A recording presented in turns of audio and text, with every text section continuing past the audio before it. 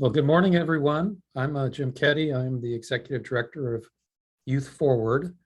Youth Forward is a Sacramento-based youth organization.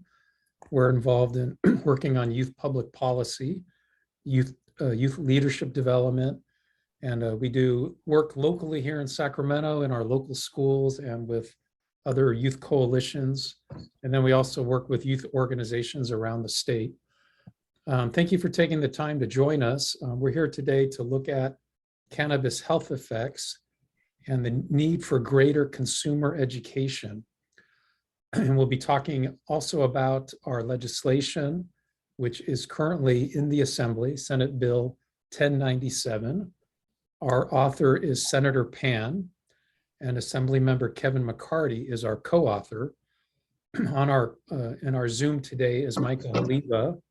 Michael Haliva is the staff person with Senator Pan, who's been doing a terrific job with all of us, helping us navigate the legislative process. And we're very appreciative of the leadership of Senator Pan and also of Assemblymember McCarty joining now as a co-author on the bill. You're going to hear from some terrific speakers this morning. We're going to touch on a lot of concerns regarding cannabis, and I think you'll be seeing that we will make a very strong case for the need for greater consumer education. Of course, for me, working in the youth space, the concerns that brought me to this table have to do with the issues around mental health and young adults, as well as the need for greater consumer education as we see more and more cannabis advertising, and much of which is designed to directly appeal to kids and to young people. So without further ado, I'm going to introduce our first speaker, who is my colleague, Dr. Lynn Silver, who is a pediatrician, a senior advisor at the Public Health Institute, as well as a professor at UCSF. And let me turn it over to you, Lynn. Thank you so much, Jim. And thank you to everyone who's here this morning. I'm going to try and give a very brief overview of health effects from today's cannabis markets and ways to inform consumers. And then we'll have speakers from different clinical areas and one parent reinforcing on each one of those areas. So first, when we think about what's happened with legalization in California, there's some good news. I think the biggest piece of good news is that we've really stopped arresting young people for possession, which was a huge social problem for so many years. We saw a 96% reduction in arrests for marijuana possession, really in all ages. So even though it's still illegal for teenagers, they're not getting arrested as much. We've also had the automatic expungement of criminal records, including thanks to Assemblymember Bonta's Bill 1793 a couple of years ago. And that has had real important social equity benefits. And, going to jail is terrible for your health and your family's health. So that has health benefits as well. And that's, I think, probably one of the most positive messages. But there are many reasons for concern about the way the cannabis process is evolving in the state. And why should we worry? Isn't, cannabis good for your health? Some people would ask, and there are several areas of proven positive health benefits and effects. Those include treating chemotherapy-induced nausea, certain kinds of rare but very serious epilepsy in young children, certain forms of chronic pain, certain manifestations of multiple sclerosis. And doubtless with the research that's going on now across the country and across the world, we'll probably see some other areas of medical benefit. But there are actually also areas with substantial evidence of harm.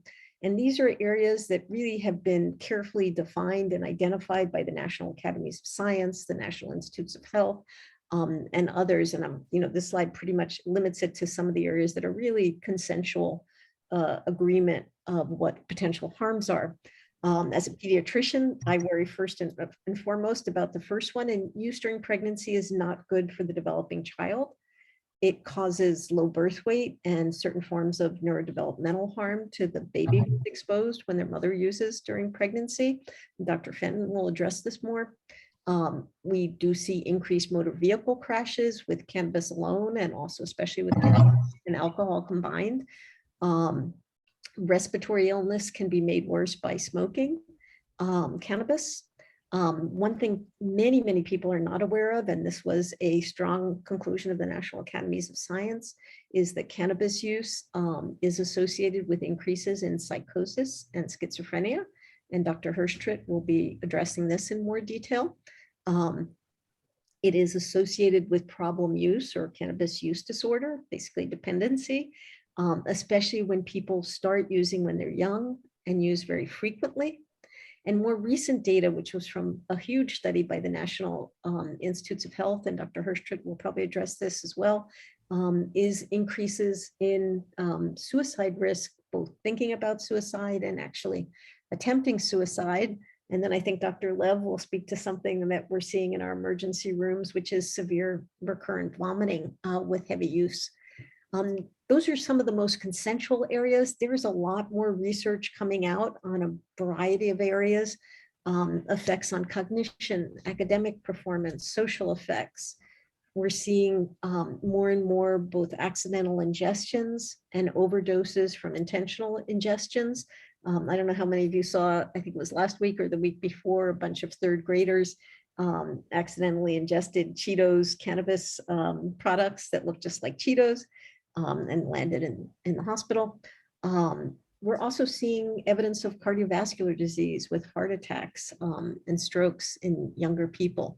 Those are not included in the proposed warnings because the research is still sedimenting and solidifying in some ways. But what is very clear is that there are certain periods of life when people are most susceptible to ill effects from cannabis use. These most vulnerable periods are pregnancy, adolescence, and young adulthood, when the brain is still developing until about age 26. This is one study that I was really frightened when I saw it. And, we knew that cannabis use during pregnancy was associated with low birth weight.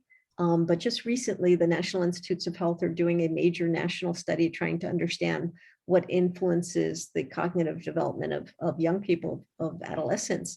And they have a national cohort of over 11,000 children that started at age 9, and they went back and looked at all of their history, life history, and many factors.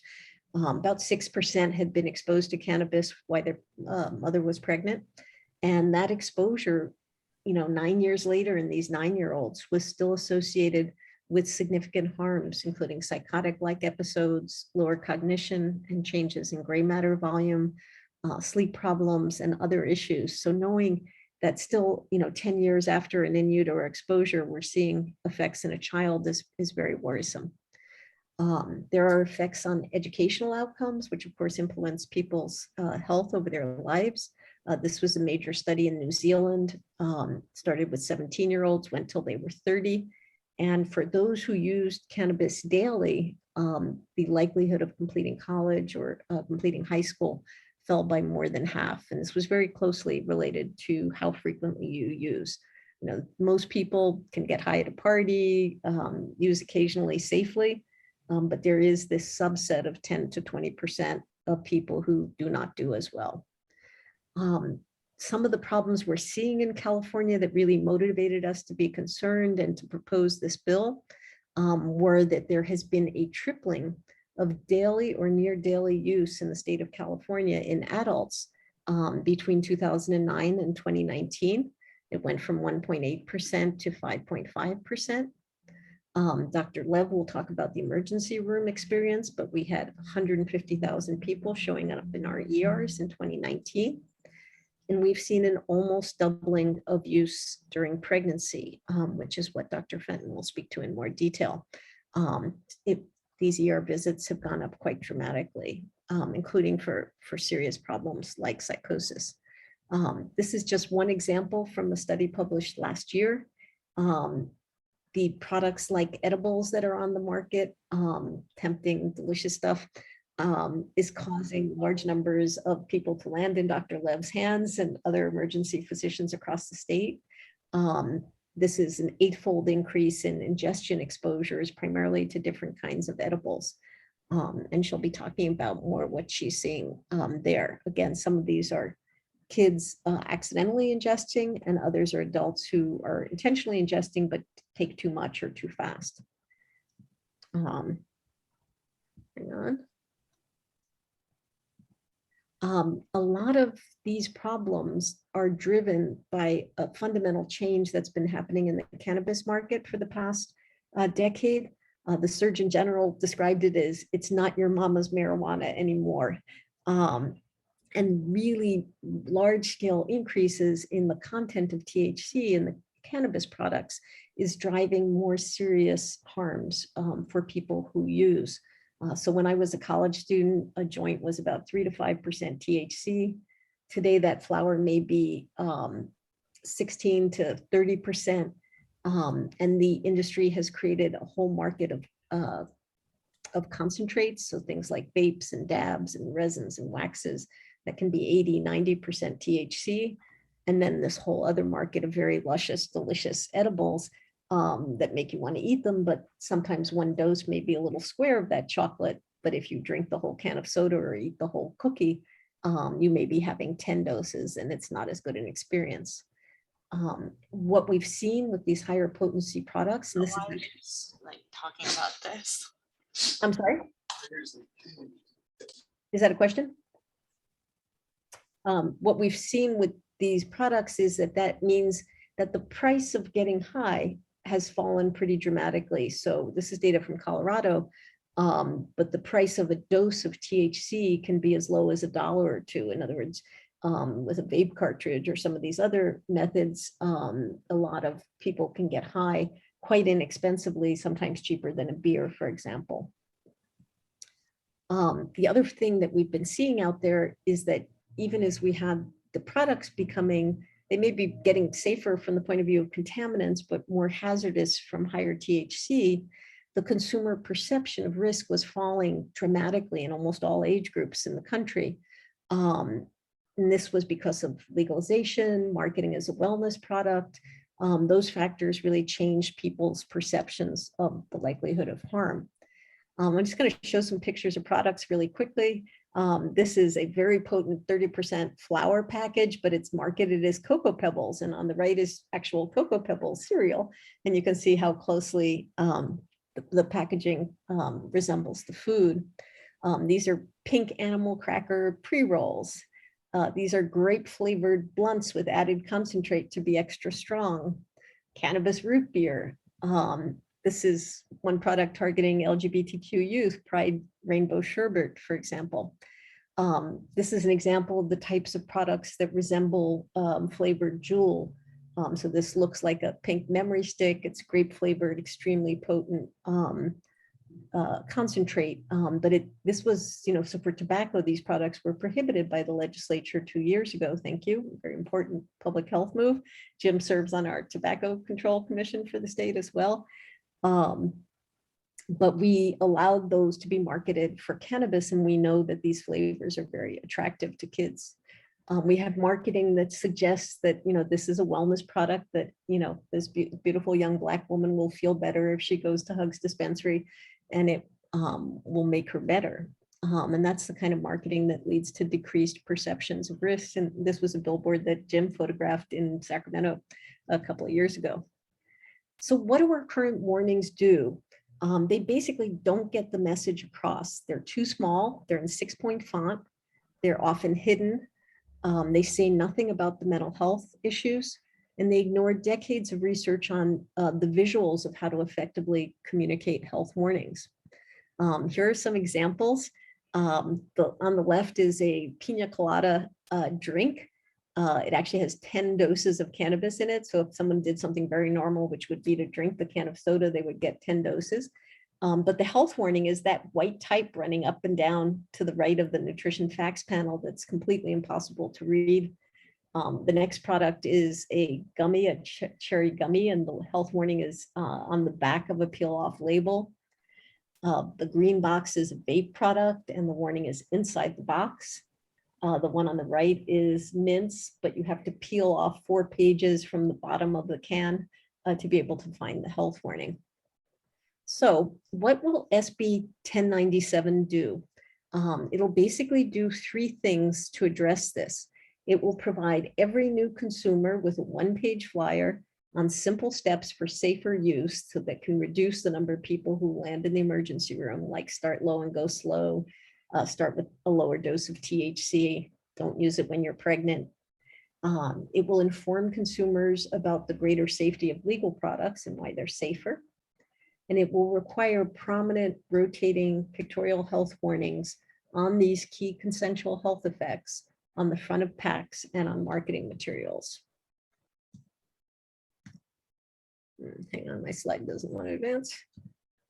So what will SB 1097 not do? Because you may hear from the cannabis industry saying things that it will do that we believe it will not do. It will not require increased packaging. There was a valid concern there. We worked with Dr. Pan's office to amend the bill in the Senate. So that has been changed and it will absolutely not require any increased packaging. It will not significantly raise costs. Basically, manufacturers update and reprint their packaging every few months anyway, and often with very expensive materials that they choose to use. So printing the warnings on their existing packaging will just be folded into their package design process. I mean, obviously they'll have to pay a graphic designer to put the warnings on there. And it won't help the illicit market. We believe that informed consumers and safer products is good for the legal market. It doesn't help legal businesses to have their customers end up sick. It's better to have informed consumers. So basically, to end, people shouldn't go to jail for cannabis, but they shouldn't have to go to the hospital either. We believe informed consumers are safer consumers, and we hope to answer any questions that you have about this bill. Thank you. And with that, I'm going to hand it back to Jim to introduce the next speaker. Great. Thank you, Dr. Silver. So our next speaker is Dr. Ronit Lev. Dr. Lev is an emergency medicine physician at the Scripps Mercy in San Diego. She's a former chief medical officer from the White House Office of National Drug Control Policy. And she's also an active leader with the American College of Emergency Physicians, who are a co-sponsor of the bill. So without further ado, let me turn it over to Dr. Lev, who will be able to share with us some of what she sees going on in her emergency room. Thank you, Jim. Thank you, Dr. Silver, and thank you for everybody for tuning in today. This is a very important subject, and I'll be sharing some of my experiences. Next slide. Every shift, including last night, I hear the agonizing sounds of scromating through the hallways of the emergency department. This screaming and vomiting is the hallmark sign of cannabis hyperemesis syndrome. It happens to people who are chronic user and their cannabinoid receptors behave erratically, causing this terrible reaction. I recently treated a 52-year-old woman who had a heart attack from smoking marijuana. High dose THC is a stimulant, and the American Heart Association published a white paper highlighting the risk of high blood pressure, irregular heart rhythm, heart attack, and stroke with cannabis use. Next slide. My emergency department right now, as well as emergency departments throughout California, are holding mental health patients for days and weeks because of psychosis and lack of resources. This is a snapshot of patients in our emergency department at 6 a.m. The sea of red indicates people who have been waiting for many hours. One patient is seen waiting 189 hours or 8 days. A good percentage of these patients have psychosis associated with cannabis. Yesterday, I treated a 30-year-old woman for suicidal ideations. She was hearing voices that were making fun of her, and she was considering jumping off a bridge.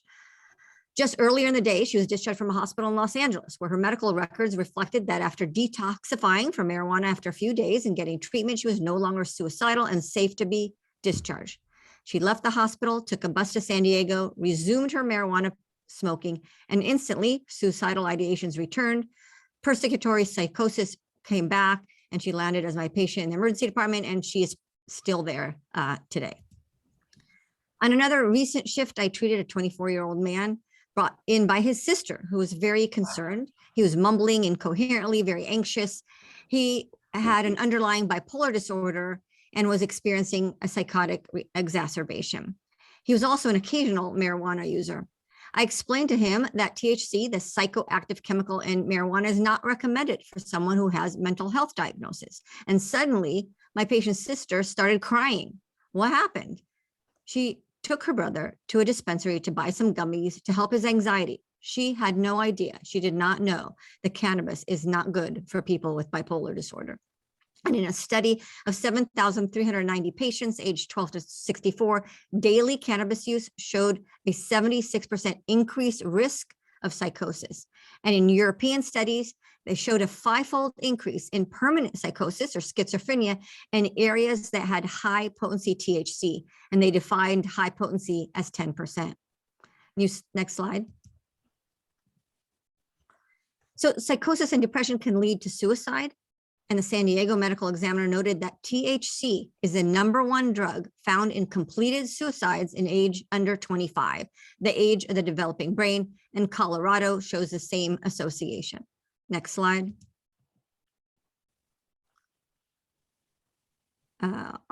Next slide after that. Go. This study was highlighted in a talk by the director of the National Institute of Drug Abuse, NIDA, and part of the NIH. It shows that suicide attempts in young adults ages 18 to 35 is associated with cannabis use disorder, also known as addiction and daily, as well as daily cannabis use. And this was true regardless of whether people had an underlying depression or not. Next slide. I work at a trauma center where 911 calls and ambulances bring us cannabis and drug driving casualties and accidents on a regular basis. Josh Markowitz, pictured here, was killed by marijuana impaired driver in Los Angeles in February 2021. And his mother, Lori, wants to prevent further senseless deaths. Next slide. Every shift, I treat multiple cases of marijuana poisoning. In San Diego, we treat 37 patients a day with a cannabis-related diagnosis. And in California, such cases increased 53% from 2016 to 2019. Next slide. Cannabis is legal, but consumers deserve protection, as they would many other products. For example, people who take prescription medications should check for drug interactions with the cannabis products. In a San Diego study involving 17 pharmacies, over 90% of people who answered the survey said this information is important. So use drugs.com. They have a drug interaction checker. Enter cannabis for THC or cannabidiol for CBD, along with your prescriptions, and determine if you have such reactions. Next slide. So California has led the nation in marijuana legalization and really should be leading our country with consumer protection. There is science and data that demonstrates that well-designed health warning labels for alcohol and tobacco are effective. We want to create a science-informed public. The public is aware of the harms of alcohol and tobacco and opioids. They're not aware of the harms of cannabis, and that's why we need SB 1097. And thank you so much for listening. This is very important for the health of California, and I pass it on. Great. Thank you so much, Dr. Lev. Now we're going to hear from Dr. Douglas Fenton. Dr. Fenton is an obstetrician at Scripps Memorial Hospital in Encinitas and is also with the American College of Obstetrics and Gynecology. He's going to be speaking to us about the health concerns we are seeing with pregnant women and what's going on in the world of labor and delivery. So thank you, Dr. Fenton. Good morning. I'm sorry I'm not joining you by video. I'm in an area on vacation. I was asked to make this presentation just a couple of days ago to replace another participant. So first of all, let me emphatically state that the American College of OBGYN strongly believes there is no safe amount, no safe time for cannabis use, marijuana use during pregnancy. When we look at how we approach pregnant patients, ideally we provide preconception counseling as they're contemplating pregnancy, also counsel patients during pregnancy and lactation. Unfortunately, many women use marijuana or cannabis related products prior to pregnancy. And as most of you know, oftentimes pregnancy occurs unexpectedly, unplanned. And so, although once they have been, oftentimes patients will come in having used during pregnancy, not aware they were pregnant, and then we aren't able to provide preconception counseling. So we do advise them during pregnancy to stop, but you really can't undo the exposure that has occurred.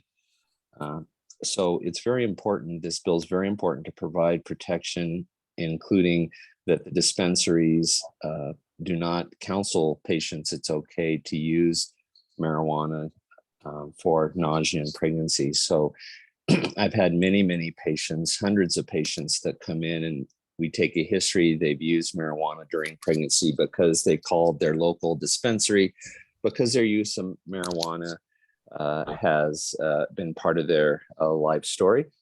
And so they talk to their dispensary about that they're pregnant and is there anything that can be used for nausea? And so the exposure is there. If we look at the effects of marijuana on a pregnant fetus, there's low birth weight. And of course, there's extensive data that impaired neurocognitive development, impaired cognition. For the woman herself, there's an increased risk for preterm labor and stillbirth. The THC does cross the placenta and expose the fetus, and also is excreted in breast milk.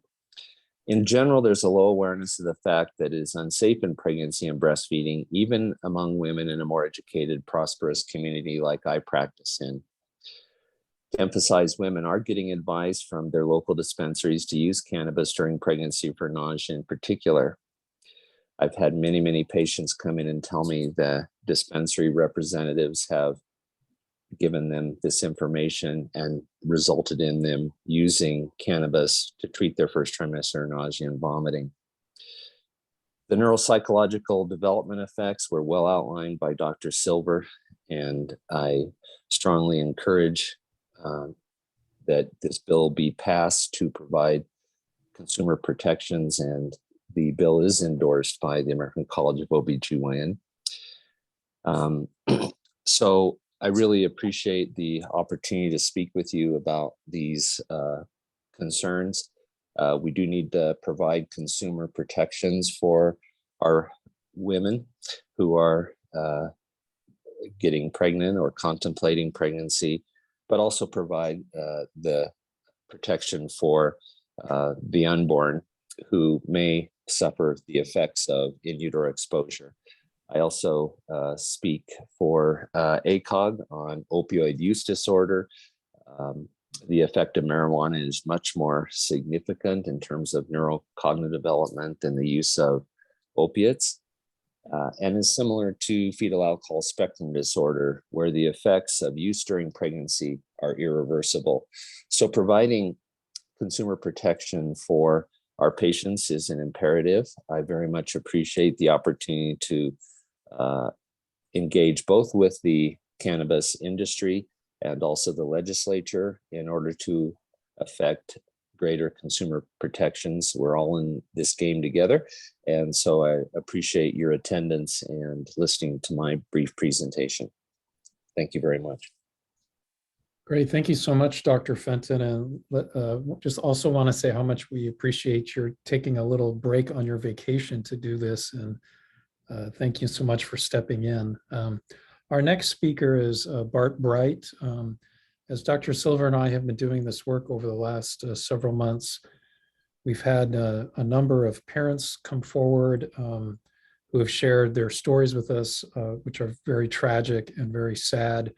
Mr. Bright is a leader among parents here in the state, helping bring forward these concerns and also helping bring voice to other families who have suffered tragic consequences as a result of cannabis use. So Mr. Bright, thank you again for joining us. Thank you for having me. So my son Kevin was a talented writer, classical pianist, and a straight A student with a wicked sense of humor. He started using marijuana when he was 15, thinking it was cool. He started with casual use and ended up using high potency THC many times a day. Slowly, the joints turned into bowls and then transitioned into shatters dabs, and concentrates. Addiction crept up, and he became totally addicted. My wife and I had no idea that today's high potency THC is nothing like the marijuana of our youth. Kevin did not realize that what he called medicine was giving him cannabis-induced psychosis. Voices in his head were threatening him, berating him, and making him angry. The few times he stopped using cannabis, his mind cleared, but he had cannabis withdrawal symptoms of anxiety, insomnia, headache, and depression. The pull of addiction was heavily imprinted on his developing brain. He chose marijuana over work, sports, and friendships. He went broke spending his money on cannabis. Finally took his life on August 14th, 2018. He was 29 years old. The last articulate words Kevin said to me were, "Cannabis has ruined my life." His life ended and our lives will never be the same. In Kevin's memory, and to help others, other families suffering with this, the loved ones, I started these Zoom meetings, these Zoom support meetings, and now we have over 900 families. I wish we knew about high potency THC and the risks of cannabis products. Thank you. Great. Thank you so much, Mr. Bright, for sharing your experience and for your leadership here in our communities. The work you're doing with other parents is just hugely important, and I know is making a difference out there. So thank you for sharing a very painful topic. Thank you, Jim. I appreciate it. Yeah. Our last speaker who's going to go deeper into the topic of mental health, which Mr. Bright was just addressing, is Dr. Matthew Hirschtritt. He is a psychiatrist at Kaiser Permanente, Oakland, and a professor at UCSF. Dr. Hirschtritt, my 28-year-old son, was born at Kaiser Permanente, Oakland. So anytime I'm in Oakland and I see Kaiser there on I have fond memories of that experience. So, but without further ado, Dr. Hirschtritt. Thank you for that warm introduction, Jim. Are you able to hear me? Yes, we can hear you fine. Great. Thank you so much for this introduction and this opportunity to speak with you. And I'm going to be speaking with you about some topics that have already been covered by some of our experts already, but I'll speak to it specifically as a psychiatrist. As Jim mentioned in his introduction, I'm a psychiatrist who works with adults in an inpatient psychiatric hospital, and I'm also a researcher. Today, I'll share a snapshot from my clinical experience and a summary of the most current research as we know it right now. And just as a disclaimer, I am a Kaiser Permanente representative here, but the opinions that I express here are my own and not necessarily those of my employer. I'm going to tell the story of Kara. This is not a specific patient I've worked with, but instead a composite of multiple similar cases that have shared common attributes that I've encountered. Kara is a 21-year-old woman who was brought into the emergency room by her family, with whom she lives after graduating college because of strange behaviors at home over the past month. The family reported that Kara, normally gregarious and outgoing, had become sullen and stayed in her room most of the day, wouldn't shower without significant prompting from her parents, and when she was outside of her room, the family saw Kara talking to herself. She had started collecting scraps of garbage from the kitchen and methodically placing them along the perimeter of her room. The family also noticed that Kara seemed to be losing weight. She ate at most once a day. In the ED, emergency department, Kara was again observed talking to herself. She told the ED doctor that my mom and dad don't know, but there's a conspiracy against me. They're trying to steal my identity and upload my thoughts to a server. She refused to elaborate, just saying, "They'll hear me if I say anything." Her urine toxicology screen was positive for THC, but not for any other drugs or alcohol. She was served a 72-hour psychiatric hold on the grounds of grave disability and referred to inpatient psychiatric care. During her admission interview in the psychiatric hospital, Kara told me that she'd started smoking or vaping cannabis since she was in middle school around age 13. She'd initially gotten the cannabis from her friends, but since turning 21 had been buying it from a dispensary. Though she'd started smoking cannabis once in a while, over the past 2 years, she started using it nightly because it's the only thing that helps me get to sleep and helps me keep calm. When I asked her what she thought were risks associated with cannabis, she mentioned lung problems, but said that she started vaping, which she said makes it safer. She did not want to cut back on her cannabis use. She reluctantly agreed to try an antipsychotic medication in the hospital. And over the ensuing week, Kara gradually started to recognize that her odd beliefs were delusions and was eating and bathing herself regularly. So when we talk about the mental health effects of cannabis, we're usually talking about 2 of the hundreds of chemical compounds that have been extracted from cannabis. Those 2 are tetrahydrocannabidiol, or THC, and cannabidiol, or CBD. In both animal and human studies, THC is associated with the characteristic high that comes with cannabis use, including euphoria, disassociation, and changes in sensation.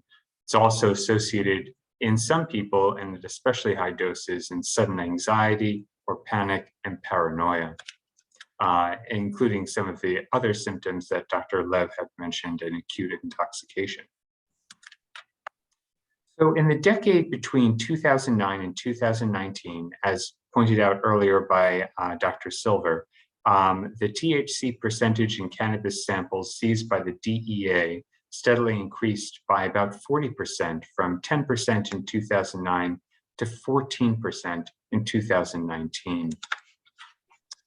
Over the similar period, data from the US National Surveys on Drug Use and Health showed that from 2002 to 2014, the percentage of adults who reported using any cannabis in daily or near daily use increased, while the perceptions of no risk or little risk from using cannabis once or twice a week decreased from about 50 to about 33%.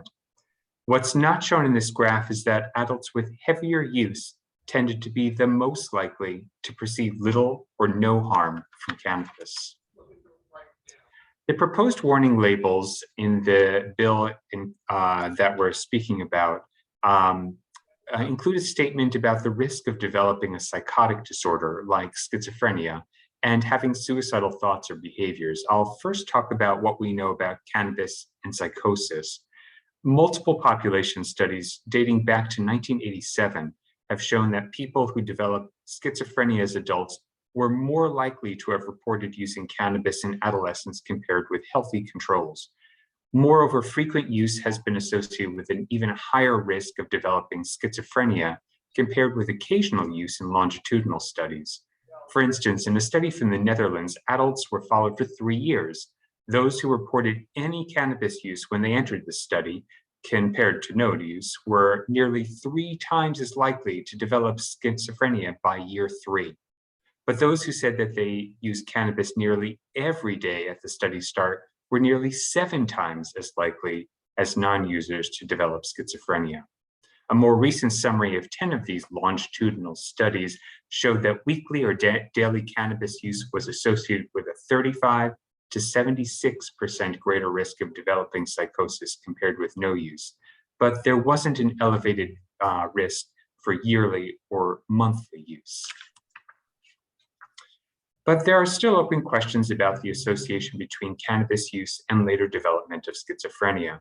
For instance, some have questioned whether other childhood onset disorders like depression or obsessive compulsive disorder, which are in turn associated with so-called self-medicating with cannabis, are independent of cannabis use associated with later developing schizophrenia. Another theory holds that people who develop schizophrenia may have dysregulated endocannabinoid systems that predispose them both to cannabis use and to schizophrenia, but that one doesn't necessarily cause the other. Another theory holds that individuals who do smoke cannabis and develop schizophrenia develop it earlier than they otherwise might, but would have developed it nonetheless. Cannabis and suicide. So turning now to the thoughts of suicide or suicide attempts multiple studies have pointed to an increased risk of suicidal thoughts, plans, and attempts among youth and adults who use cannabis. One report published in 2019 summarized that 11 previous studies found that young adults who reported using cannabis, compared with those who said they didn't use it, had about 1.5 times higher odds of suicidal ideation and 3.5 times higher odds of a suicide attempt. This very busy slide displays a table from a paper published in JAMA Network Open last summer and is referenced in the SB 1097 bill text and has been referenced in some of our earlier presentations this morning. The researchers used data from the US National Surveys on Drug Use and Health to examine the interaction among cannabis use, sex, and presence of major depression in adults 18 through 34. In this table, I focus specifically on suicide attempts. If you focus on the row with the red outline, this is the most recent data for males. Among males with major depression, rates of suicide weren't significantly different regardless of their cannabis use. But among males without major depression, those who had a cannabis use disorder were more likely to attempt suicide. That's about 0.5% in the no cannabis disorder group versus 2.4% in the cannabis use disorder group. Now, if you skip down to the row with the purple outline, women with major depression and cannabis use disorder were more likely to have a suicide attempt than those without a cannabis use disorder. And among women without major depression, both a cannabis use disorder and daily or near daily use were associated with suicide attempt. Consistent with some previous studies, it seems that women who use cannabis may be more likely to attempt suicide than men. That said, like with the psychosis story, questions remain about the connection between cannabis and suicide. Although many of these studies controlled for effects like major depression, patient sex, and other demographics, there could be multiple alternate reasons that explain why some people with suicidal behaviors may also be likely to use cannabis. Many of my patients who use cannabis regularly tell me that they use it for insomnia or anxiety, many for both. Though I don't have time to go into the details here, the evidence that cannabis helps with sleep quality or anxiety are mixed at best and must be weighed along with the cognitive risks like sedation or poor concentration. In summary, in recent years, the THC content and frequent cannabis use has increased while perceptions of risk have generally decreased. We now have over 30 years of data pointing to a link between early and heavy cannabis use and later development of schizophrenia. But whether one causes the other still is somewhat in question. In addition, multiple studies have shown an association between cannabis use and suicidal behaviors, especially among women. But again, questions remain about other potential factors that could explain this relationship.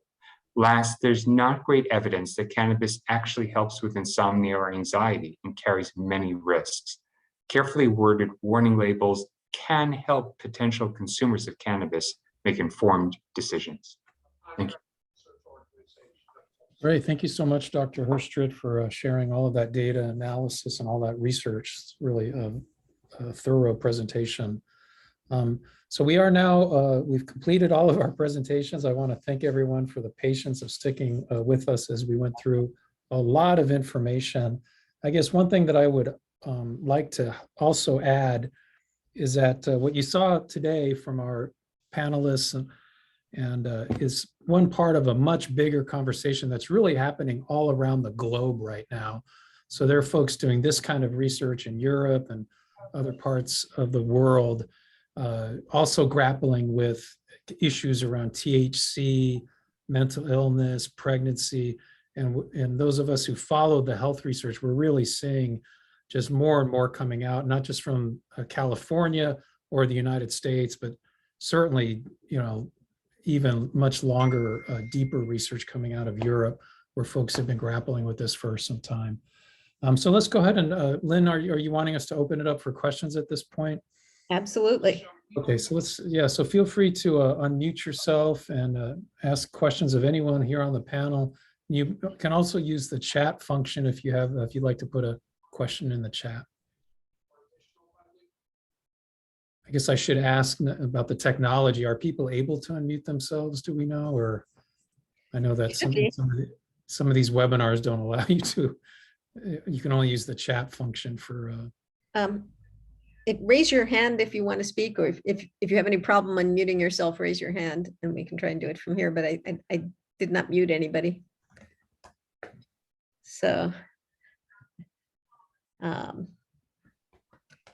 let's see, who's here from legislative staff? Trent, Liz, Jasmine, Max, Megan, anyone have any questions? Remember, we'll be voting on these soon, so we're here to try to. Looks like Aubrey has a question. Yeah. Hi, yeah, my name's Aubrey Rodriguez. I'm with Assemblymember Alex Lee's office. I just have a question. How large is the sample size, specifically with the suicide ideation and cannabis use? I'm just kind of curious how small that sample size was or how large it was. 280,000, right, Max? Matt? Well, either Dr. Lev or I could speak to that. We both mentioned this study. This study had tens of thousands of respondents.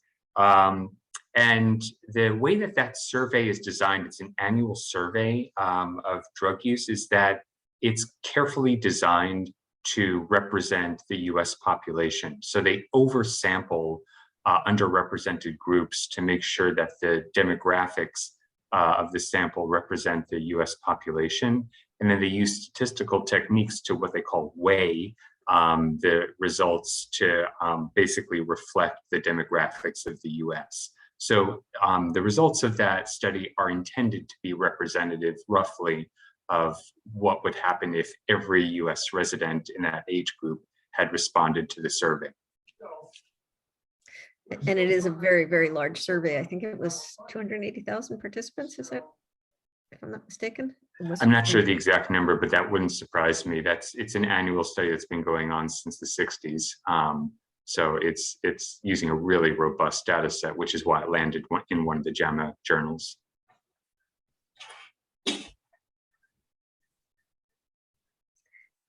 So yeah, there were smaller papers that came out before that, but because this data was so robust, that's what led us to feel confident. Also, all the warnings that are in this bill were carefully vetted with national leading experts on cannabis science, including at the National Institutes of Health.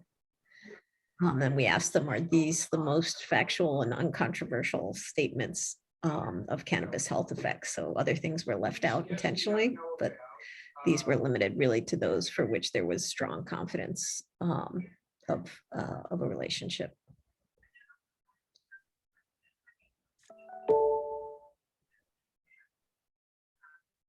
All right, any other questions, any other reactions from anyone learned something that they didn't expect to learn this morning, or anyone having cognitive dissonance around something they'd like to share?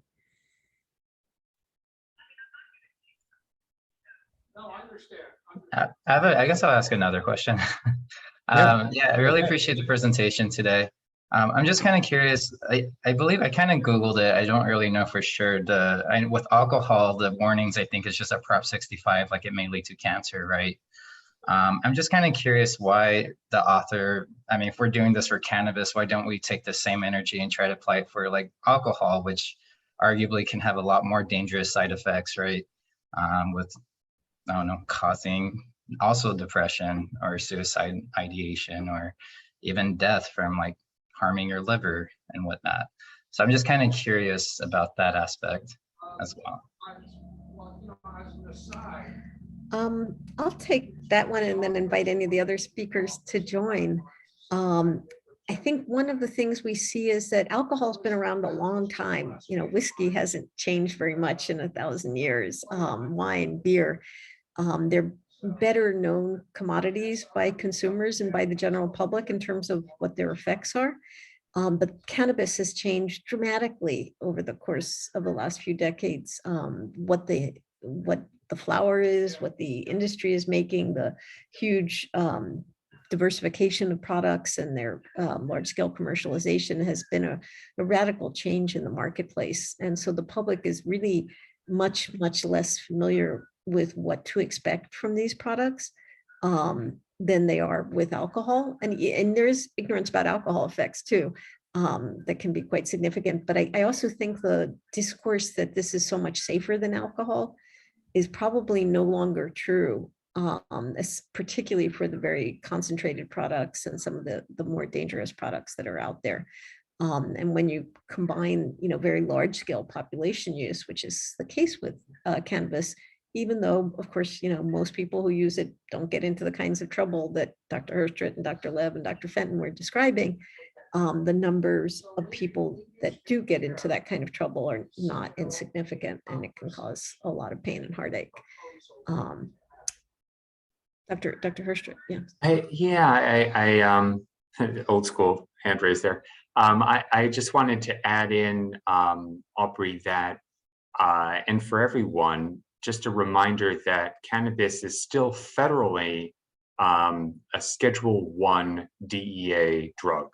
That makes it almost impossible to get NIH funding to study this drug, unlike alcohol. So the studies that we have are usually from self-report and epidemiologic and natural history studies. So we're trying to draw as much information as we can from what people are telling us and what we're getting from urine toxicology screens and from clinical experience. And that's also why Dr. Silver was mentioning that these wording are very carefully proposed and have words like may cause or might put you at risk, or psychosis with heavy and regular use, not just any use.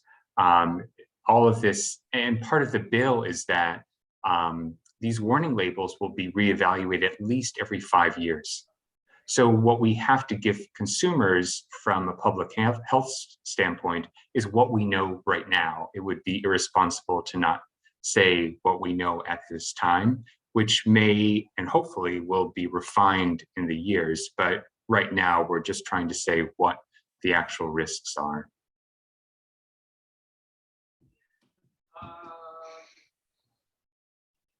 Yeah, no, I do. On my left side, you mean? Right. Thank you for the question, Aubrey. Appreciate it. You putting it out there. We know that's part of the debate or dialogue that's going on around this issue, which is complex for sure. Yeah. Any other questions or reactions folks would want to share? I didn't see you show up. I'll make a comment why people are thinking about their questions, which is just to remind people that once a child's been exposed in utero during a pregnancy, you can't unring that bell. So, that mother may go in and visit, Dr. Fenton when she's, further into her pregnancy for her prenatal care. But if she's already been using cannabis during that pregnancy, or been told by a dispensary that it's okay to use it for nausea, which is typically in the first trimester, even once we advise somebody, you can't undo that exposure, whatever exposure happened prior to the person receiving that advice. So it's really important that women get the message about pregnancy before they're pregnant, when they're trying to get pregnant, when they're younger, and earlier, and then not wait for the obstetrician to be telling somebody who's already into their pregnancy about these risks, because there may already have been some degree of harm. And that really means communicating it clearly to the public. And yes, there is a warning on the box right now, but as I showed, it's, very few people are going to see it. We actually just published a paper this week comparing the California warning labels to these stronger, more prominent warning labels and pictorial warning labels. And unsurprisingly, just like all the research from tobacco and a number of papers from cannabis showed, the more prominent, clear statement with an image gets people's attention better. It's more effective, and people are more likely to remember it. I'll just chime in on that. Yeah, because we've had so much experience with alcohol and tobacco, we have experience on studying warning labels and what works and what doesn't. And we're, using that experience. If you just ask family and friends, do they know that tobacco, a cigarette, is an independent risk factor for getting heart disease, emphysema, or lung cancer? The public kind of knows that, and that's because of warning labels. If you ask people about alcohol, do you know that alcohol can affect your liver and is bad for you? People know that. And THC, especially high potency THC, is an independent risk factor for developing psychosis and all these other problems. Not everybody who smokes a cigarette is going to get a heart attack or get cancer. Not everybody who uses marijuana is going to get schizophrenia or psychosis, but it definitely is an independent risk factor. And warning labels, consumer protection, creating an informed public is what this is about. And that's missing now. And that's why you hear so many doctors speaking out. Yeah. I mean, if a young kid starts getting, hearing voices after vaping, we want the coin to drop and for them to go, oh yeah, I saw that warning. Maybe that's what's going on, which didn't happen to Kevin, to Mr. Bright's son, and to Dr. Hirschtritt's patient. Also, I just wanted to let people know, I just went on Facebook and there's a recovery group. It's called Cannabinoid Hyperemesis Syndrome Recovery. And they have 17,300 members. It's a private group. And it's just unbelievable. I've been watching it go from, I think, 10,000 to over 17,000 members. And that's where Ronit was talking about, the scromining, they're screaming and vomiting, and they end up in the emergency room. So it's unbelievable how people don't know about it. Even sometimes the emergency room nurses and doctors don't know about it. And anyway, it's over 17,000 members now.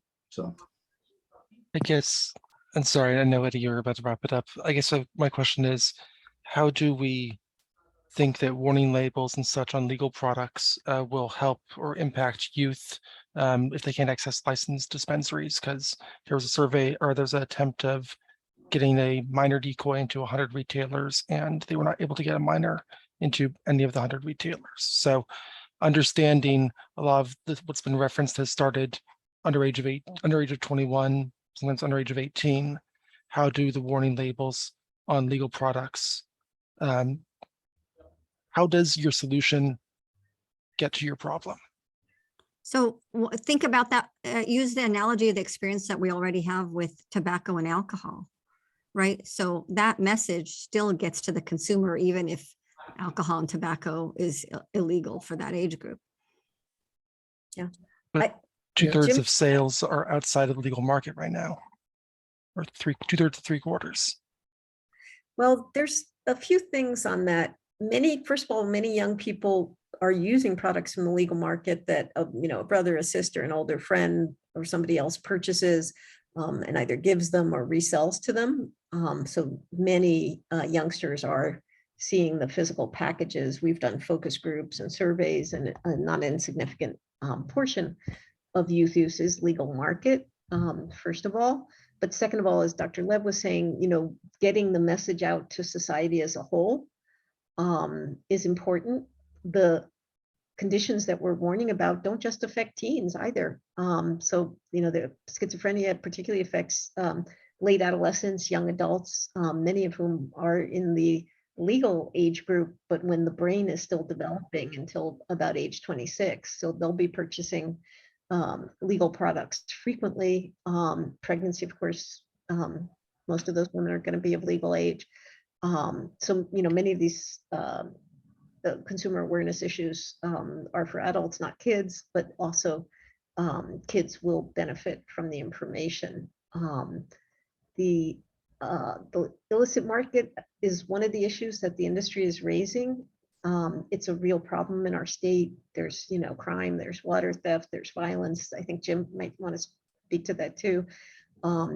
It's driven to a great extent by really large scale overproduction because California, for decades has been a supplier to the whole nation. And so we have more production than what is consumed in the state. Lots of it goes to other states now. Some of it is consumed in the state, but we won't, it's a complex social problem that needs to be addressed, but we won't solve it by not taking the measures to protect public health and to inform consumers in the legal market. We need to work on both of those problems, but one does not, addressing one really doesn't mean we should fail to address the other. Jim, did you've had some. I would just add that, yeah, certainly in our work we do with young people in high schools, we're seeing like at Burbank High School about 3 weeks ago, there was a series of, I think it was for 4 or 5 days, where young people were passing around edibles.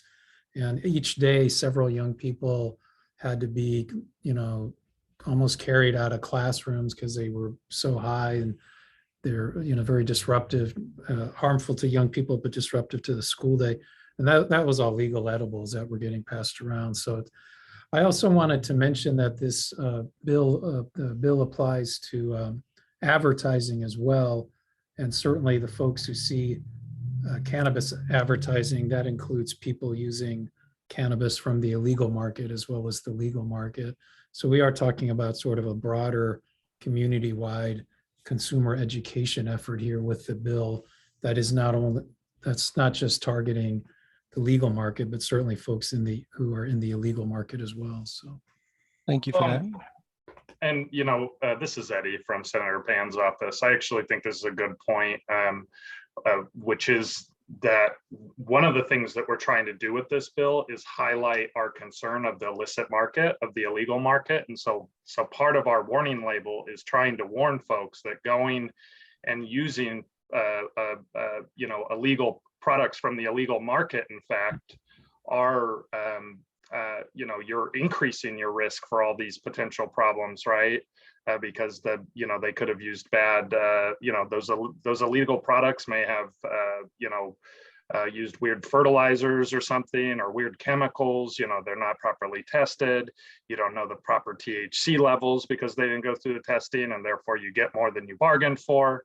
I mean, many times over, and then this is really just about informing the consumer, that the consumer has the right to know, because, they have the right to know that there are risks. Cannabis is not, risk-free, just like drinking alcohol or smoking cigarettes is not risk-free. And we need to recognize those, so. I think there's a question from Nora Lynn. Eddie, do you want to take that? Does anyone from Dr. Pan's office want to describe what the bill does? I would think, oh, did we lose? I think we lost Michael. Do you want me to do that, or? Yeah, why don't I'm going to let Len do it, because she knows it better than I do. So the bill does 3 things. It first requires dispensaries provide each new customer, not every customer, but each new customer, a 1-page flyer on how to use cannabis more safely. So things like start low and go slow, start with a lower THC, speak to your pharmacist about medication interactions. For example, the California Department of Public Health and DCC will write that, put it up on the web, and every dispensary would print it and give it to their new customers. San Francisco already requires something similar, for example. The second thing it does is it has a warning saying, use legal products, because the illicit products are more likely to be to have contaminants or unsafe additives. So that's the education that Eddie was just talking about from Dr. Pan's office. So it provides basically a no expense to government campaign for the legal market. And the third element is it provides rotating health warnings on the front of cannabis products that will be more prominent and easier to see than the current warnings. And we'll have a pictorial element. And those will need to be present on all cannabis products, and it rotates through the messages, because people can't read these kind of long run-on messages very well. What works better in warnings is a statement about pregnancy or a statement about psychosis, and then people register it and understand it better. And the pictorial element, the research also shows, makes it more effective.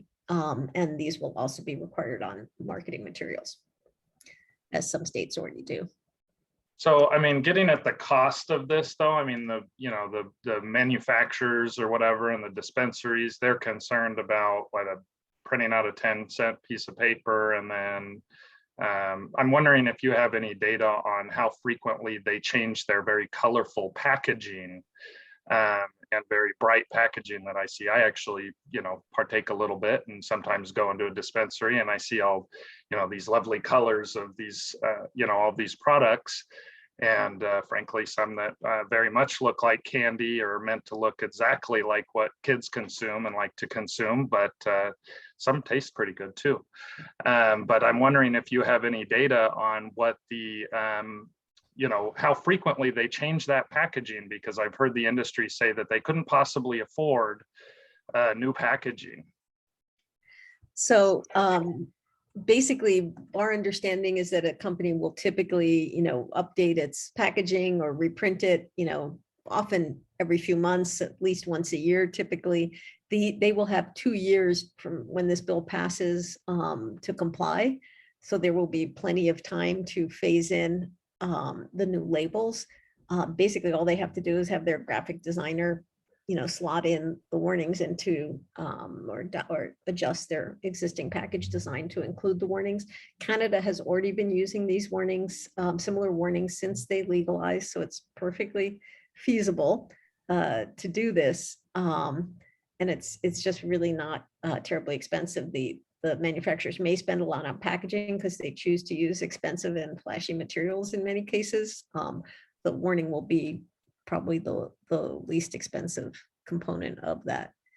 I'm not saying it's free, but the other thing people should be aware of is the retail industry is doing very well. There are many struggling small cultivators. Retail sales grew 249% over the last 3 years. The number of retailers has grown substantially, also since legalization. So I'd say that there probably are more struggling folks in the cultivation sector, and not every retailer succeeds, but neither does every restaurateur or clothing store or any other kind of small business. The sector as a whole is growing rapidly, so it's doing well. I think it's time to wrap up. We really appreciate everybody taking the time to be with us this morning. I think we've made a very strong case for the need for greater consumer education. And of course, our vehicle to do that is Senate Bill 1097. Please feel free to follow up with any of our panelists separately from or following this session. We did record the session and we will post it on YouTube, and we will send out the link to ledge staffers who may have wanted to join us, but weren't able to, given that it's a crazy busy time in the legislature right now. So thanks, everybody, and have a great rest of your day. Thank you. Much. Thank you all. Please reach out if you have any questions, Thank you. fellow colleagues. Thanks for coming. Thank you, Dr. Hirsch, Dr. Fenton, Bart. Thanks, Thank you. doctors and Bart. You guys did wonderful. Really appreciate it. Yeah, thank you. Thanks for doing this. Take care.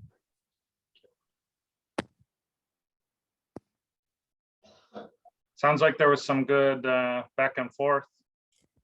I missed the middle, but Yeah, no, I think the briefing went well. Everybody did a good job. What did you think, Tim?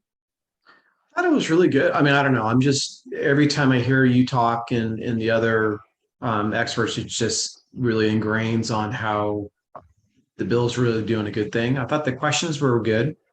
I thought it went well. So I just hope that, it was kind of hard to, I didn't recognize a lot of the names in terms of the staff. A few people put in what office they were from, but not everyone did. But I think it was well worth the effort for sure. Okay, so I'll look at editing the recording. I don't know how to do that. Do you know how to do that? If not, I don't. I would love to get a recording. Zach could help, Lynn. It's pretty easy you can download, you just get the file and then you've got to upload it into a video editor. And I wouldn't go fancy. I'd just slice the ends, right? You don't want to have this portion of the conversation